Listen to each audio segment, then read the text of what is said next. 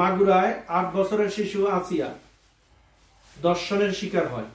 এ নিয়ে সারা বাংলাদেশে উত্তাল চলছে। ঢাকা বিশ্ববিদ্যালয়ে মশাল মিছিল, ঢাকা বিশ্ববিদ্যালয়ে রাজু ভাস্কর্যের নিচে মানববন্ধন, উত্তাল সারা বাংলাদেশের বিভিন্ন পাবলিক বিশ্ববিদ্যালয়গুলো। এই নিয়ে থাকছে আমাদের বর্তমান পরিস্থিতি নিয়ে একটু আলোচনা।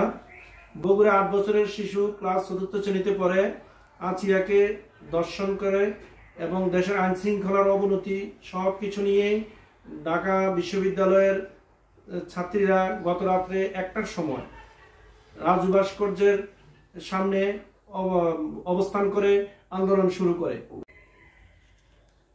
জঘন্যতম অপরাধ ধর্ষণ। আমার শরীর কাটা দিয়ে উঠে। আমি আজকে কোনো নিরাপত্তা ফিল করছি না। আমি আমার নিরাপত্তার জন্য এখানে এসেছি। আমি ধর্ষিত হতে চাই না, এজন্য আমি এসেছি। আমি আমার জন্য এসেছি, আমি আসিয়ার জন্য এসেছি, আমার পরবর্তী প্রজন্মের জন্য এসেছি, বাংলাদেশের প্রত্যেকটা ধর্ষিতার জন্য এসেছি।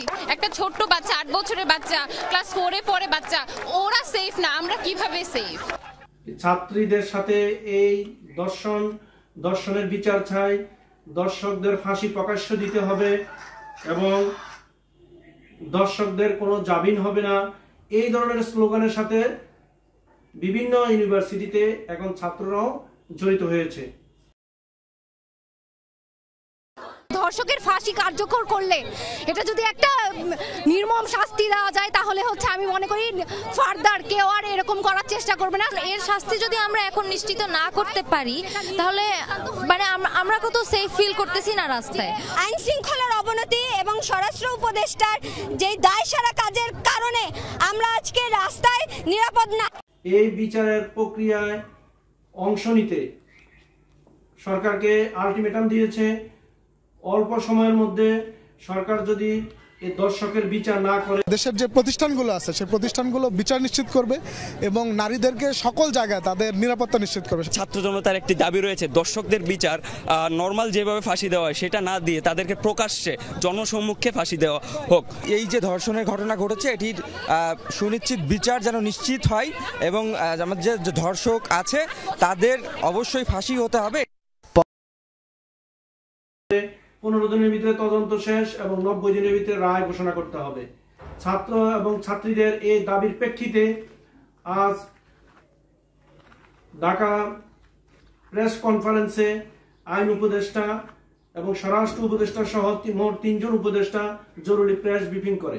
উপদেষ্টা বলেন যে সমস্ত দর্শক আর কখনো পার পাবে না এবং কেউ আইনের ঊর্ধ্বে নয়। সবাইকে আইনের আওতায় নিয়ে এসে এবং বিশেষ ট্রাইব্যুনালের মাধ্যমে দর্শকের বিচার করার নিশ্চয়তা দেন। 7:30টায় প্রত্যেকটা ধর্ষণের বিচারের দাবিতে আমরা পুনরায় মশাল মিছিল করব। আইন ব্যবস্থাকে শক্ত করতে না পারি, আমার মনে হয় না এই বাংলায় আমরা কোনো স্বাধীনতা, না 24 না 71, কোনো স্বাধীনতা দিয়ে এই নারীদের কোনো ধরনের স্বাধীনতা আসলে অর্জিত হবে। আমরা মনে করি আইনগত যে দুর্বলতা রয়েছে বাংলাদেশে, সেটি বাংলাদেশে একটি ধর্ষক তৈরির কারখানা প্রতিষ্ঠা করেছে। এখন তো রাষ্ট্রীয় দায়িত্বে আছেন, কই বিচার, কই সে? আমরা তো সেই সংস্কৃতি থেকে বের আসতে পারি না স্যার। আমি আজকের এই সমাবেশ থেকে আপনাকে আহ্বান করছি, যদি আপনি এই যে জুলাইয়ের খুনিদের, এই দর্শকদের দৃষ্টান্তমূলক শাস্তি না দেখাতে পারেন জাতির সামনে, আপনি স্যার দয়া করে পদত্যাগ করেন। মাগুরায় 8 বছর বয়সী এক শিশুকে 3 নরপশু মিলে কিভাবে ধর্ষণ করেছে, আমরা আসছি ইন্টারভিউ। সরকার যেন তাদের সর্বোচ্চ থেকে সর্বোচ্চ শাস্তির ব্যবস্থা করে।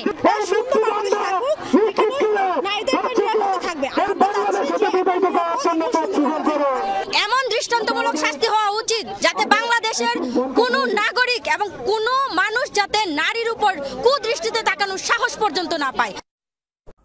বর্তমান পরিস্থিতি নিয়ে দেশের যে সার্বক্ষণিক সারা বাংলাদেশের মধ্যে বিভিন্ন জায়গার মধ্যে যে বিশৃঙ্খল, আইন শৃঙ্খলার অবনতি, দর্শন এবং বিভিন্ন খুনাখুনি রাহাজানি চলছে, এই প্রেক্ষিতে বোঝা যাচ্ছে যে বাংলাদেশের আইন শৃঙ্খলার কত অবনতি হয়েছে এবং এই আইন শৃঙ্খলাকে উন্নতি করার জন্য ডক্টর ইউনূসের নেতৃত্বে যে সরকার রয়েছে তাদেরকে ছাত্রছাত্রীরা আলটিমেটাম দিয়েছে যে অনতিবিলম্বে যদি দেশে আইন শৃঙ্খলা এবং দর্শনের মতো ঘটনা রোধ করা না যায়, আইন শৃঙ্খলা উন্নতি করতে না পারে, তাহলে ডক্টর ইউনূসের সরকারকেও তারা পরিত্যাগ করতে প্রস্তুত রয়েছে বলে তারা জানিয়েছে।